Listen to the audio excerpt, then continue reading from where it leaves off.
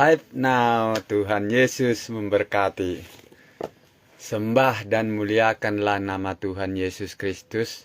Jangan lupakan kebaikannya, ya kan? Jangan lupakan ini, bahwa selama kita masih hidup, bernapas, kita selalu rindu untuk memuji dan menyembah Tuhan Yesus Kristus. Katakan terima kasih kami bersyukur dan selalu rindu memuji memuliakan namamu yang kudus ya Tuhan Yesus Kristus. Amin.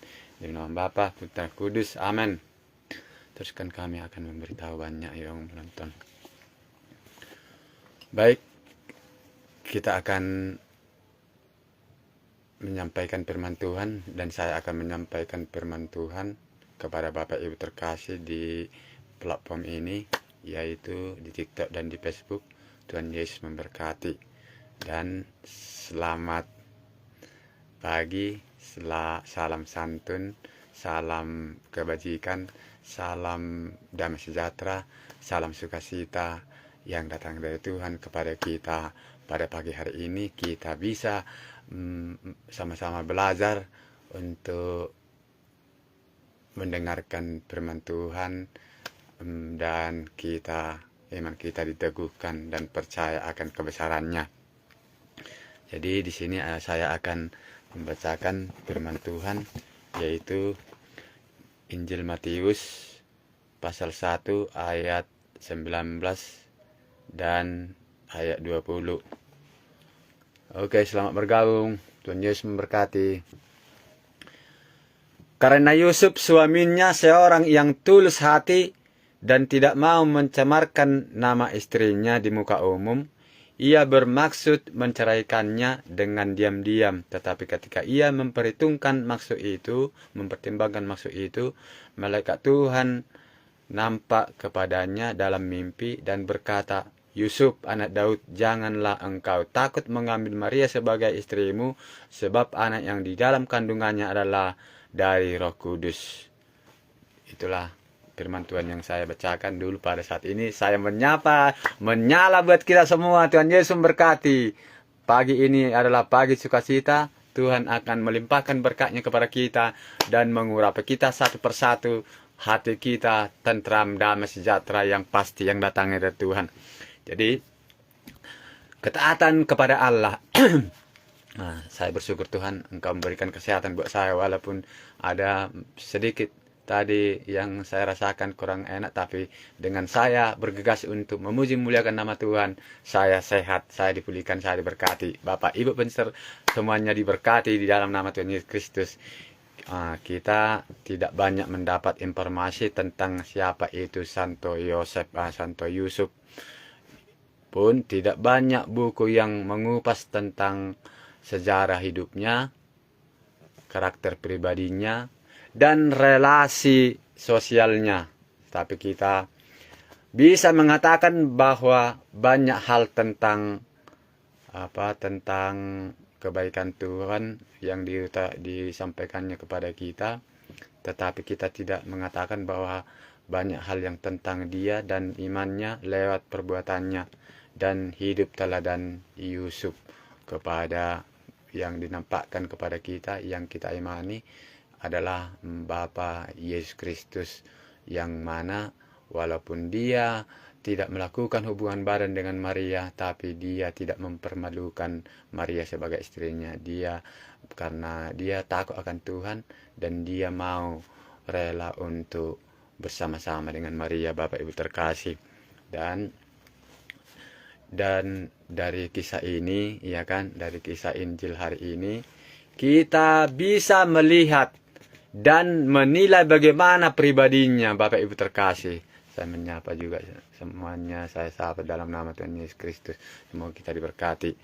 Santo Yosef adalah seorang yang tulus, jujur, dan sederhana. Yosef sangat terkejut ketika dia mendengar bahwa Maria mengandung. Jadi mungkin Bapak Ibu pun terkejutnya kalau hal itu, karena mereka tidak berkeluarga, tapi dia terkejut mendengar Maria sudah mengandung. Padahal mereka belum berumah tangga, Bapak Ibu terkasih. Kemudian muncul keinginan dalam dirinya untuk menceraikannya. Apa yang terjadi? Dengan diam-diam. Alasannya ia adalah dia tidak ingin mempermalukan Maria di depan umum. Bapak Ibu terkasih, walaupun masih bingung dan belum mengerti, namun Santo Yosef yakin dengan rencana Allah atas dirinya. Kita pun harus yakin rencana Allah akan kita.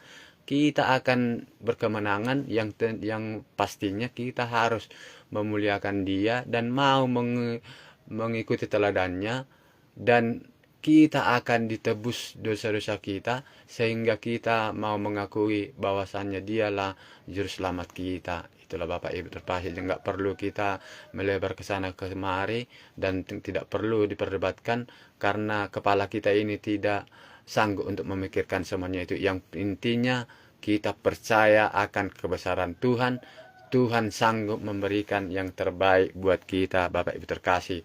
Dan dia percaya bahwa melaksanakan kehendak Bapa dengan penuh cinta merupakan jalan terbaik demi kedatangan Yesus ke dunia. Jadi yang paling utama sebenarnya bukan semata-mata mengambil Maria sebagai istri, tetapi ketaatan kepada kehendak Bapa. Kehendak Bapa yang dilakukan oleh Yusuf yang tersebut, yang kita baru bahas, yang kita sampaikan pada saat ini. Mengambil Maria sebagai istri merupakan konsekuensi, Bapak Ibu terkasih, dari ketaatan itu.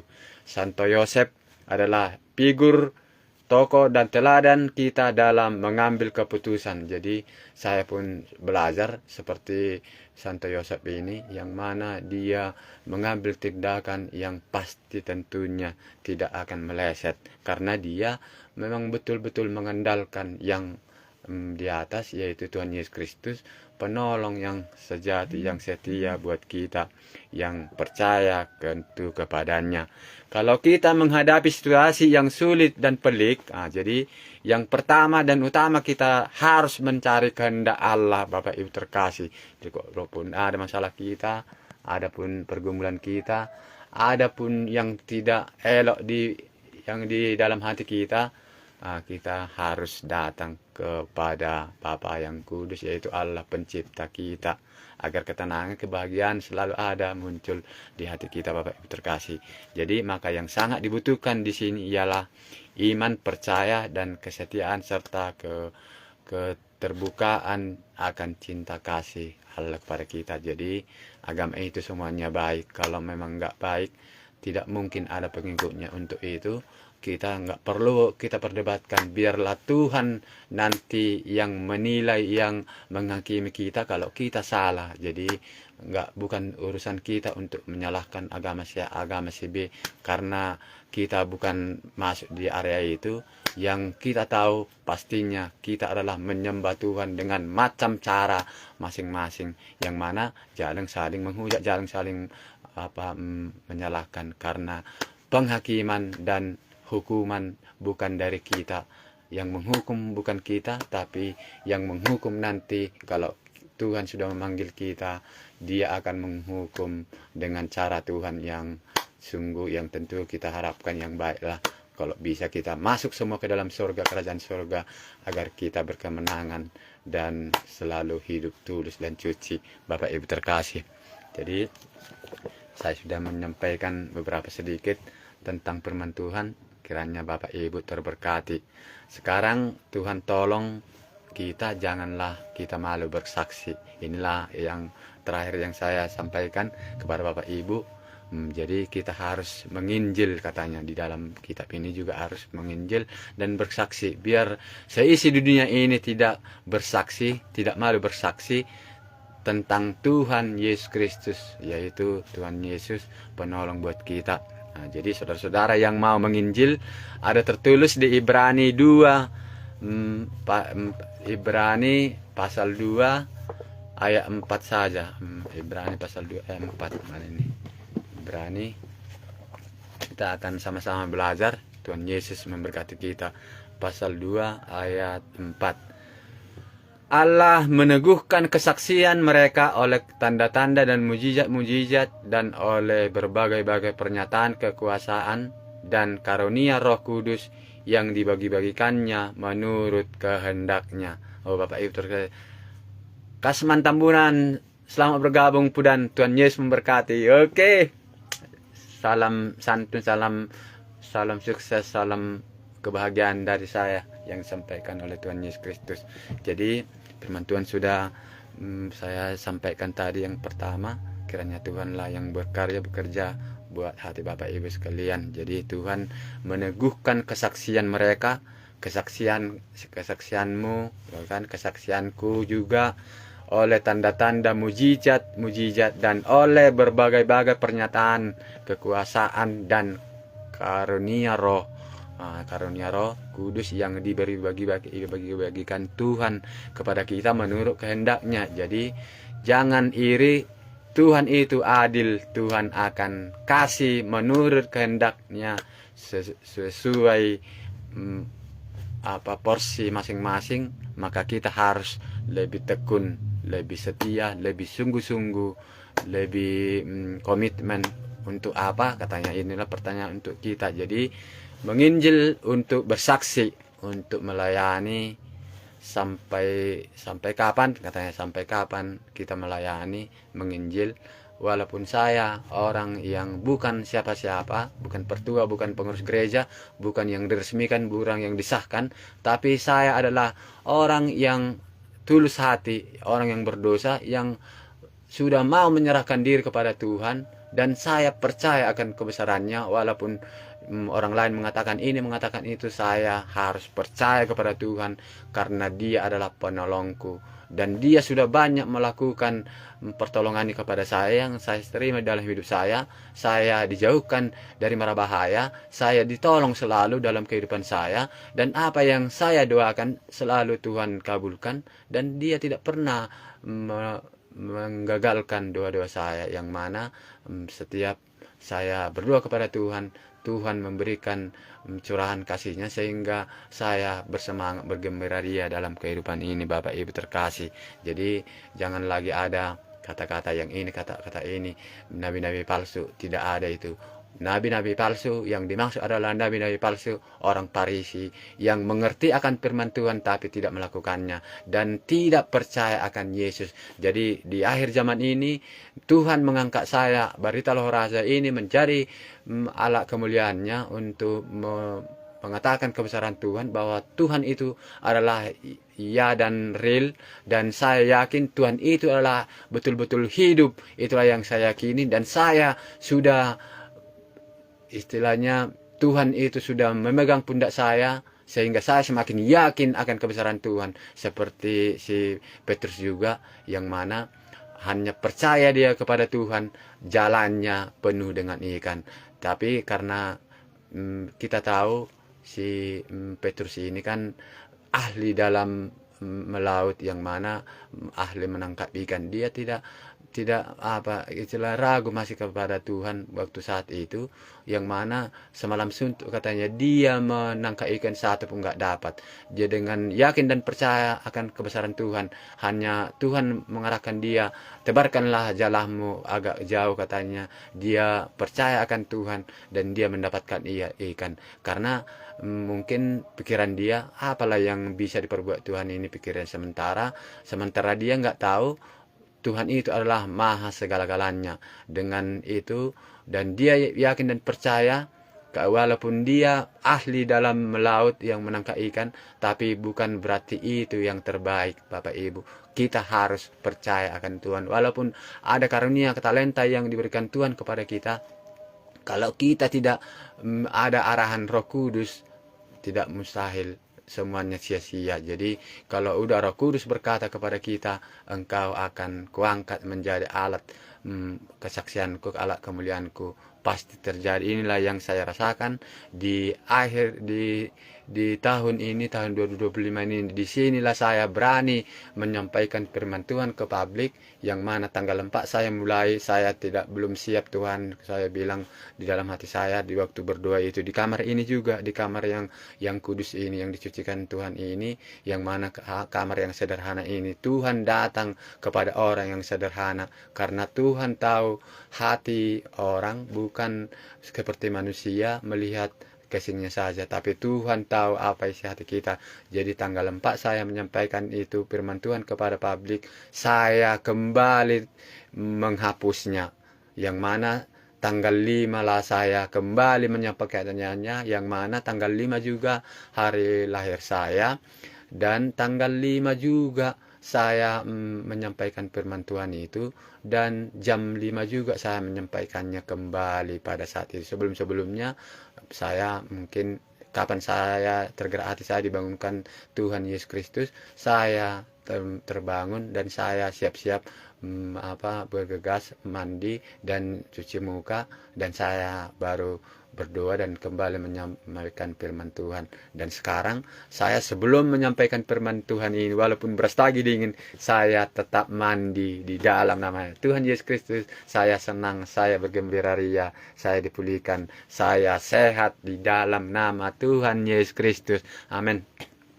Jadi di sini saya sampaikan kepada Bapak Ibu, walaupun kita bukan pertua, bukan pendeta seperti yang lain-lain, mungkin mereka serba canggih, serba lengkap semua, ataupun mereka serba branding yang dipakainya, tapi mereka malas untuk melayani orang berdosa, untuk melayani seperti kita ini orang lemah.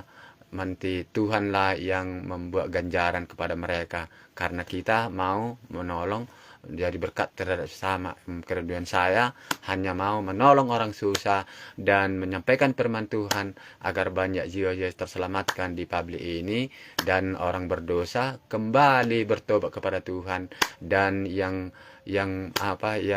menjauh dari Tuhan kembali datang kepada Tuhan, karena Tuhanlah kita bisa hidup hingga pada saat ini. Karena kita tahu Tuhan adalah penolongku, penolong Bapak Ibu sekalian. Tuhan adalah Elohimku, Elohim Bapak Ibu sekalian. Tuhan adalah Teriosku, Tuhan penolong bagi kita semua, Bapak Ibu terkasih. Jadi di sini lebih setia, lebih sungguh-sungguh, lebih komitmen untuk apa? Menginjil, untuk bersaksi, untuk melayani sesama. Jadi melayani sampai kapan? Sampai Tuhan datang jemput saya, baru saya berita Roh Raja ini berhenti. Itulah, walaupun ada mengatakan ini itu, saya tidak peduli, hanya saya fokus kepada Tuhan, karena Tuhanlah penolongku yang sejati. Karena saya sudah mengalami di akhir-akhir hidupku ini bahwasanya Tuhan adalah baik, hidup seutuhnya yang saya rasakan, sehingga saya bisa sampai berani menyampaikan firman Tuhan ini, karena Tuhan akan menaikkan atau mengangkat orang pilihannya, yaitu tunas muda di akhir zaman ini. Jangan pernah menyepelekan, meremehkan orang yang berdosa seperti saya ini. Jangan menghujat saya, karena bila Bapak Ibu menghujat saya, mengatakan yang lain-lain, saya hanya duduk tenang, tapi Tuhan akan berperang, kemenangan terjadi buat saya. Karena pedang roh yang ada pada saya, yaitu firman Tuhan, saya sudah tanamkan di dalam hati saya. Tuhan selalu menolong orang yang berdosa, Bapak Ibu sekalian. Jadi saya menyapa, luar biasa TikTok ini, sungguh-sungguh dahsyat. Tuhan berkarya, Tuhan bekerja. Semoga, jadi dengan saya berdoa, dengan getaran yang ada di tangan saya ini, saya kadang-kadang bisa terharu. Yang mana Tuhan, siapakah saya ini sehingga Engkau mau mengangkat saya menjadi hamba yang percaya kepadamu, yang Engkau urapi betul-betul nyata, yang mana mujizat terjadi terus asal saya memanggil nama Yesus Kristus, Allah pencipta. Aliran kuasa dari Yesus mengalir di tubuh saya seperti aliran listrik, yang mana getaran di tangan saya ini terjadi karena Tuhan sudah memegang saya di Yerusalem waktu kami berangkat di sana. Bukan sombong, bukan mengatakan karena kesombongan, tapi kesaksian saya di tanggal 26 bulan 12 jam 10 WIB, waktu kami berdoa, doa Bapa kami yang kami naikkan di Yesus yang diangkat ke surga di gereja itu, di tempat itu, ya, kami keliling di situ. Kami anak 12 orang, seperti Rasul juga, 3 keluarga, dan suster 4, pastor 1. Dan kami berdua di situ, Tuhan memegang pundak saya. Dari situlah saya yakin dan betul Tuhan itu hidup, Bapak Ibu. Bukan asal ngomong saja, ini kesaksian di depan Tuhan. Tuhan yang membuat saya seperti ini, dan Tuhan yang mengarahkan hati saya sehingga saya bersaksi di dalam nama Tuhan Yesus Kristus. Dan apapun saya yang perkatakan ini, Tuhan yang ambil alih. Yang mana saya, sekali lagi saya katakan, bukanlah orang yang pintar berbicara, bukanlah orang yang pintar berdoa, karena begitu banyak orang yang mengenal saya, semuanya mereka menyepelekan saya, karena saya tidaklah orang yang istilahnya yang pintar berbicara atau yang suka berbicara, yang suka berdoa, tidak. Dan saya sering diajak, kemananya doamu, selalu apa, berlarian katanya, ngomongmu pun tidak pernah karuan katanya. Itulah yang selalu terjadi buat saya. Tapi bagi Tuhan tiada yang mustahil. Kalau Tuhan sudah mengangkat, tidak ada satupun yang bisa menghalangi seperti saya. Walaupun banyak orang mengatakan ini, mengatakan itu, bukan tugasmu, tapi tugas Tuhan sudah saya terima dalam hidup saya aminkan, dan saya yakin dalam hidup saya, aku akan menang, aku akan berkelimpahan di dalam nama Tuhan Yesus Kristus. Jadi ada mengatakan enggak seperti ini, kata enggak seperti ini. Tapi kalau Roh Kudus menggerakkan hati saya, apapun saya lakukan seperti ikan hidup. Bapak Ibu tahu ikan hidup gimana? Ikan yang hidup, ikan apapun itu, semuanya melawan arus. Tidak lagi seperti dulu sekarang ini. Waktu dulu saya sebelum percaya kepada Yesus, saya selalu ikut arus, yang mana tidak ada ketenangan di hati saya. Dengan saya bergegas seperti ikan hidup, iman saya bertumbuh, keberanian saya semakin berani, semakin naik diangkat Tuhan, dan saya mengalami yang namanya kebahagiaan yang dahsyat, yang pasti, yang datangnya dari Tuhan Yesus Kristus. Saya menyapa, semoga pir-pir ini semakin dinaikkan Tuhan menjadi puluhan ribu, karena nama Tuhan harus dipermuliakan di dalam hidup Bapak Ibu sekalian. Oke, Alex Kos tungkir itu para saya. Tuhan Yesus memberkati. Emmanuel sila sila mutar, Tuhan Yesus memberkati. Ini sa dahu taruh kami doh nyani isaping ni jabuk kuma ibana melihat Tuhan sungguh luar biasa, yang mana kesaksian kita akan diteguhkan Tuhan bagi orang yang percaya. Jadi Rani sudah bergabung, terima kasih. Saya sungguh terharu akan kebesaran Tuhan pada pagi hari ini, yang mana saya bergegas memuji Tuhan walaupun suasana di Brastagi ini dingin, tapi karena Tuhan mengurapi saya sehingga saya hangat dan berkemenangan di dalam hal. Saya terharu semuanya, yang mana saya orang yang lemah ini, masih ada orang yang live now bersama saya. Terima kasih Tuhan, terima kasih. Berkatilah mereka semuanya Bapak. Kalau ada keluhan di dalam hati dan pikiran mereka, di jiwa mereka, sembuhkan mereka di dalam nama Yesus. Di dalam nama Yesus, asal saya mengatakan gini, yakin dan percaya, mereka akan sembuh, mereka akan tahir di dalam nama Yesus. Mereka beruntung, mereka berkelimpahan, mereka diberkati, mereka sangat berbahagia, akan bergembira ria hari ini sampai lama-lamanya. Cucu mereka diberkati oleh Tuhan di dalam nama Tuhan Yesus Kristus. Asal saya mengatakan ini, Tuhan Yesus datang langsung mengurapi tangan saya. Inilah yang saya rasakan, sehingga saya betul-betul diberkati Tuhan di dalam kehidupan ini.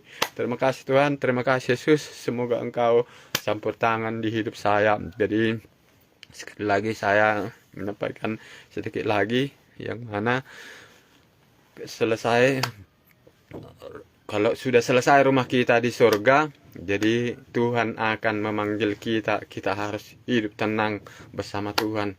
Jadi untuk pulang, apapun itu upah kekal akan diberikan Tuhan kepada kita. Senang dan hampir terharu ketika menyampaikan sharing firman ini, karena Tuhan itu adalah selalu baru buat setiap kita.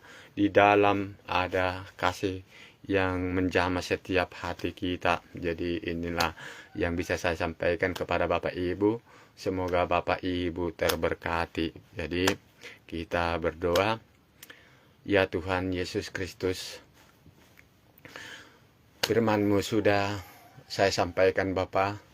Kiranya firman ini betul-betul menjadi pedoman di dalam hati Bapak Ibu sekalian, baik saya, yang mana kita harus bergegas untuk menjadi saksi Kristus agar kita bahagia di dunia ciptaan ini. Kalau kita percaya, yakin dan kepada Tuhan, segala penderitaan, segala masalah menghindar daripada kita. Kita tahu sekarang ini banyak pergumulan manusia yang mana di sana terjadi kejadian-kejadian yang aneh-aneh. Tapi kalau kita percaya kepada Tuhan, semuanya itu dihindarkan daripada kita. Karena kita adalah anak kesayangan Tuhan Yesus Kristus yang dipenuhi kasih Bapa. Bapa, saya sudah berdoa buat mereka yang tayang pada saat ini, live now pada saat ini, kiranya berkatilah mereka Bapa. Datangkanlah, curahkanlah roh-Mu atau berkat yang berlimpah kepada mereka, agar mereka betul-betul merasakan sukacita yang datang dari Tuhan. Mereka hidup damai sejahtera dalam perlindungan Tuhan Yesus Kristus. Tuhan, Engkau mengurapi saya, urapilah mereka semuanya. Engkau memberikan saya kesehatan, berikanlah kepada mereka kesehatan yang datang dari Tuhan. Karena Engkau memberikan kesehatan dan berkat kepada saya cuma-cuma, dan saya pun menyampaikan berkat ini, menyampaikan kabar gembira ini yang Tuhan berikan kepada saya sampaikan kepada mereka firman ini, agar nama Tuhan dipermuliakan, mereka semuanya terberkati di dalam nama Tuhan Yesus Kristus. Dan apapun kelemahan di tubuh mereka, baik dari ujung rambut dan ujung jari mereka, ujung kaki mereka, Tuhan berkati semuanya pulih di dalam nama Yesus Kristus. Kalaupun ada penyakit, kanker atau penyakit apapun itu yang tidak lazim, saya putuskan, saya lepaskan dalam nama Yesus Kristus. Biarlah Tuhan Yesus sendiri mengeluarkan dengan caranya. Engkau sehat, engkau tahir di dalam nama Tuhan Yesus Kristus. Bapak, saya sudah berdoa, hamba-Mu yang berdosa ini, saya mohon kiranya Engkaulah Tuhanku yang sungguh dahsyat menolong kami. Dan kita mohon doa berkat dari Bapakku di sorga, Bapa yang baik, Tuhan Yesus Kristus.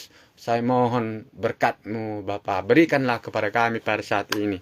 Berkatilah kami dengan kesehatan, dengan keturunan yang baik, dengan anak yang Tuhan titipkan kepada kami.